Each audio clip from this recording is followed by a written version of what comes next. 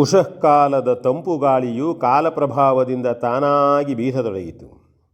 ಹೊಸ ಹಗಲನ್ನು ಕಾಣುವ ಜಗತ್ತಿನ ಹಳೆಯ ರಾತ್ರಿಯ ಕತ್ತಲೆಯನ್ನು ಉಡುಗಿಯೇ ನಿವಾರಿಸಲು ನಿಯತಗೊಂಡಂತೆ ಬೀಸುವ ಗಾಳಿಯು ಬೀಸಿ ಬೀಸಿಯೇ ಬೆಳಕನ್ನರಸುತ್ತಿತ್ತು. ಪ್ರತ್ಯೇಕವಾಗಿ ಕಣ್ಣಿಗೆ ಕಾಣಿಸದಿದ್ದರೂ ಪೃಥ್ವಿಯ ಗಿಡಮರ ಬಳ್ಳಿಗಳನ್ನೆಲ್ಲ ಹಿಡಿದಾಡಿಸಿ ಹಳೆಯ ಹೂವುಗಳನ್ನು ಮಾಗಿದ್ದ ಹಣ್ಣುಗಳನ್ನು ನೆಲಕ್ಕೆ ಕೆಡವಿ ತನ್ನ ಪ್ರಭಾವದಿಂದಲೇ ಅಸ್ತಿತ್ವವನ್ನು ಕಾಣಿಸತಕ್ಕ ತಂಗಾಳಿಯು ಹಳೆಯ ಹೂವಿನ ಕಂಪನ್ನೆತ್ತಿ ಹೊರೆಯಾಗಿ ಹೊತ್ತು ಮುಂದೆ ಅದೇ ದಿನ ಮತ್ತೆ ಅರಳುವವುಗಳಿಗೆ ಅವುಗಳ ಹಿಂದಿನ ಸಂಪತ್ತನ್ನೇ ಒದಗಿಸಿಕೊಡುವ ಕಾರ್ಯಾವಸರವನ್ನು ಕೈಗೊಂಡಂತೆ ಅಲೆಯಾಗಿ ಸುಯ್ಯುತ್ತಿತ್ತು.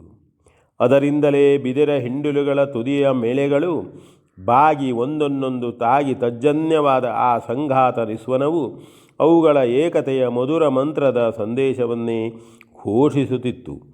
ಜಗತ್ತಿನ ಜೀವಕೋಟಿಗಳ ಜೀವನಾಧಾರಕವಾಗಿ ಸರ್ವವ್ಯಾಪ್ತವಾದ ಗಾಳಿಯು ಸಸ್ಯಾದಿಗಳ ಹಾಗೂ ಪ್ರಾಣಿಗಳ ಬಾಹ್ಯಾಂತರಂಗಗಳನ್ನು ಹೊಕ್ಕು ಹೊರಟು ಅವುಗಳನ್ನು ಶುದ್ಧಗೊಳಿಸಿ ನಿಕಟವಾದ ಆ ಅನ್ಯೋನ್ಯ ಸಂಬಂಧದ ಅನಿವಾರ್ಯತೆಯ ಸೂತ್ರ ಶಕ್ತಿಯೇ ತಾನೆಂಬುದನ್ನು ತೋರಿಸಿಕೊಡುವುದಕ್ಕಾಗಿ ಮುಗಿದ ರಾತ್ರಿಯ ಮೇಲೆ ಬರುವ ಹಗಲಿನ ಆರಂಭದ ಆ ಮಧ್ಯೆ ತಾನಾಗಿ ತೀಡಿಕೊಳ್ಳುತ್ತಿತ್ತು.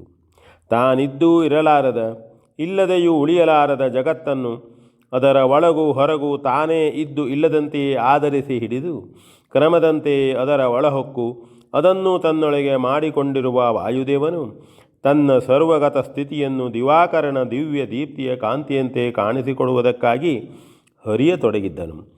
ಅದರಂತೆ ಖಗಸಂಕುಲದ ಕೂಜಿತವು ಮೊದಲಾಗಲು ನಿದ್ರಿತ ಪ್ರಪಂಚವು ಮೆಲ್ಲನೆ ಎಚ್ಚರಗೊಳ್ಳಲು ತೊಡಗಿತು. ತಾರಕೆಗಳು ಒಂದೊಂದಾಗಿ ಮರೆಗೊಂಡವು. 3 ಕಡೆ ಗಗನಮಂಡಲವು ಕೆಂಪಾಯಿತು. ಕತ್ತಲೆಯು ಕಡೆಯಾಗಿ ಮುಂಬೆಳಕು ಮುತ್ತು ಸುರಿದಂತೆ ಬೀಳತೊಡಗಿತು.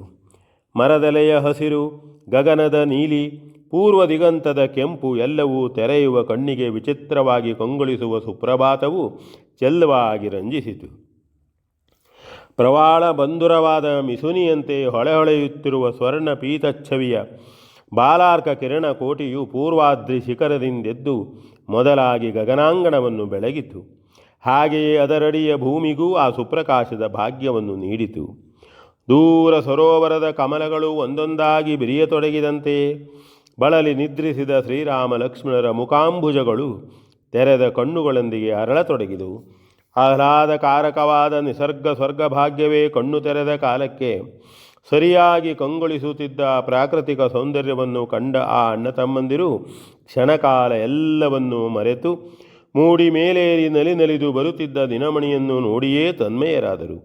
ಕಣ್ಣಿಗೂ ಮನಸ್ಸಿಗೂ ಅಷ್ಟು ಹೊತ್ತು ಆನಂದವಾದಂತೆಯೇ ಮುಂದೆ ಜೀವನದುದ್ದಕ್ಕೂ ಪ್ರಾಪ್ತಿಸಲಿ, ಮಾತ್ರವಲ್ಲ ಜಗತ್ತಿನ ಎಲ್ಲ ಜನರಿಗೂ ಅದು ಹಾಗೆಯೇ ಲಭಿಸಲಿ ಎಂದು ಎಣಿಸಿಕೊಳ್ಳುತ್ತಾ ಕರ್ತವ್ಯ ನಿರತರಾದ ಶ್ರೀರಾಮ ಲಕ್ಷ್ಮಣರು ಮುಂದೆ ಪಯಣ ಬೆಳೆಸಿದರು. ತುಸು ದೂರ ನಡೆದ ಮೇಲೆ ಮತ್ತೊಮ್ಮೆ ಪವಿತ್ರವಾದ ಪಂಪಾ ನದಿಯು ಕಾಣಸಿಕ್ಕಿತು. ಅದರ ಮಗ್ಗುಲಲ್ಲೇ ಅವರು ನಡೆಯುತ್ತಿದ್ದಾಗ ದೂರದಲ್ಲಿ ಉನ್ನತವಾದ ಪರ್ವತ ಶ್ರೇಣಿಯು ಕಾಣಿಸಿತು. ಕಬಂಧ ಹಾಗೂ ಶಬರಿಯರು ಸೂಚಿಸಿದಂತೆ ಸುಗ್ರೀವನು ವಾಸ ಮಾಡಿಕೊಂಡಿರುವ ಪ್ರದೇಶವು ಇದೇ ಇರಬೇಕೆಂದು ತರ್ಕಿಸಿ ನಿರ್ಣಯಿಸಿಕೊಂಡ ಶ್ರೀರಾಮ ಲಕ್ಷ್ಮಣರು ನದಿಯಲ್ಲಿಳಿದು ಸ್ನಾನಾದಿ ಕರ್ಮಗಳನ್ನು ಪೂರೈಸಿದರು. ಹಾಗೆಯೇ ತಂಪಾದ ಮರದ ನೆರಳಲ್ಲಿ ಆ ಅಣ್ಣ ತಮ್ಮಂದಿರಿಬ್ಬರೂ ಕುಳಿತು ದಣಿವನ್ನಾರಿಸಿಕೊಳ್ಳುವ ನಿರ್ಧಾರ ಮಾಡಿದರು. ಸ್ವಲ್ಪ ಹೊತ್ತಿನಲ್ಲಿ ಬ್ರಹ್ಮಚಾರಿಯೊಬ್ಬನು ಇವರ ಕಡೆಗಾಗಿಯೇ ನಡೆದು ಬಂದು ನಮಸ್ಕರಿಸಿ ಪರಿಚಯವನ್ನು ಕೇಳಿದನು. ವಿಸ್ಮಯಗೊಂಡ ಶ್ರೀರಾಮನು ಅವನ ವರ್ತನೆಯನ್ನು ನೋಡಿ, ಅಪರಿಚಿತವಾದ ಸ್ಥಳದಲ್ಲಿ ಏನೇನೂ ಪರಿಚಯವಿಲ್ಲದವನು ತಾನಾಗಿ ವಂದಿಸಿ ಪರಿಚಯವನ್ನು ಕೇಳುವುದು ಎಂದು ಮನಸ್ಸಿನಲ್ಲೇ ಎಣಿಸಿಕೊಂಡು ಸೂಕ್ಷ್ಮವಾಗಿ ಅವನನ್ನೊಮ್ಮೆ ನೋಡಿಕೊಂಡು, ಲಕ್ಷ್ಮಣ, ಇವನಾವನೋ ಪ್ರಾಜ್ಞದಿರಬೇಕು. ಬೂದಿ ಮುಚ್ಚಿದ ಕೆಂಡದಂತೆ ಇವನ ತೇಜಸ್ಸು ಹೊರಸೂಸುತ್ತದೆ. ನಯ ವಿನಯಾದಿಗಳು ಸ್ವರವಿಶೇಷವು ಸಲ್ಲಕ್ಷಣವನ್ನೇ ತೋರಿಸುತ್ತದೆ. ಇವನಾರೆಂಬುದನ್ನು ಅರಿಯದೇ ಇದ್ದರೂ ನಮ್ಮ ಪರಿಚಯವನ್ನು ಬಯಸಿರುವ ಇವನು ಅದಕ್ಕಾಗಿಯೇ ಇತ್ತ ಬಂದಂತೆ ತೋರುತ್ತದೆ. ಸತ್ಯವನ್ನೇ ಆಡುವ ನಾವು ಆ ಕುರಿತು ಹಿಂದು ಮುಂದೆ ನೋಡದೆ ಎಲ್ಲವನ್ನೂ ಹೇಳಿಬಿಡು ಎಂದು ತಿಳಿಸಿದನು. ಅಂತೆಯೇ ಲಕ್ಷ್ಮಣನು, ಸೂರ್ಯವಂಶೀಯರಾದ ನಾವು ನಾವೇ ನಮ್ಮ ಪರಿಚಯವನ್ನು ಹೇಳಿಕೊಳ್ಳಬೇಕಾದ ಸ್ಥಿತಿಯೂ ನಮಗೆ ಬರಬಾರದಿತ್ತು. ಅದು ಹಾಗೆಯೇ ಬಂದು ಒದಗಿರುವುದರಿಂದ ಅನಿವಾರ್ಯವಾಗಿ ಹೇಳಲೇಬೇಕಾಗಿದೆ ಎಂದು ತಮ್ಮ ಯಾವತ್ತೂ ವಿಚಾರವನ್ನು ತಿಳಿಸಿದನು. ಅದನ್ನು ಕೇಳಿದ ಬ್ರಹ್ಮಚಾರಿಯು, ವೀರಪುರುಷನೇ, ನನ್ನ ಕಾರ್ಯಗೌರವದಿಂದಲೇ ನಾನು ಬ್ರಹ್ಮಚಾರಿಯಂತೆ ಕಾಣಿಸಿಕೊಂಡು ನಿಮ್ಮನ್ನು ಮಾತಾಡಿಸಬೇಕಾಯಿತು. ಇಲ್ಲೇ ಕಾಣುತ್ತಿರುವ ಋಷ್ಯಮೂಕದ ಶಿಖರದಲ್ಲಿದ್ದು ನಿಮ್ಮನ್ನು ಕಂಡ ನಮ್ಮರಸನಾದ ಸುಗ್ರೀವನು ನಿಮ್ಮನ್ನು ಕುರಿತು ತಿಳಿದು ಬಾ ಎಂದು ನನಗಪ್ಪಣೆಯನ್ನು ಮಾಡಿದನು. ಅವನಿಗೆ ಅವನಣ್ಣನೂ ಕಿಷ್ಕಿಂಧೆಯ ಅಧಿಪತಿಯೂ ಆಗಿರುವ ವಾಲಿಯ ಭಯವು, ಅಂತೆಯೇ ನೀವಾರು ಎಂದು ಅವನಿಗೆ ಸಂದೇಹ ಉಂಟಾಗಿ ನನ್ನನ್ನು ಅಟ್ಟಿದನು. ನಾನು ಅದೇ ಕಾರಣದಿಂದ ಛದ್ಮವೇಷದಲ್ಲಿ ಬಂದು ನಿಮ್ಮನ್ನು ಮಾತಾಡಿಸಬೇಕಾಯಿತು.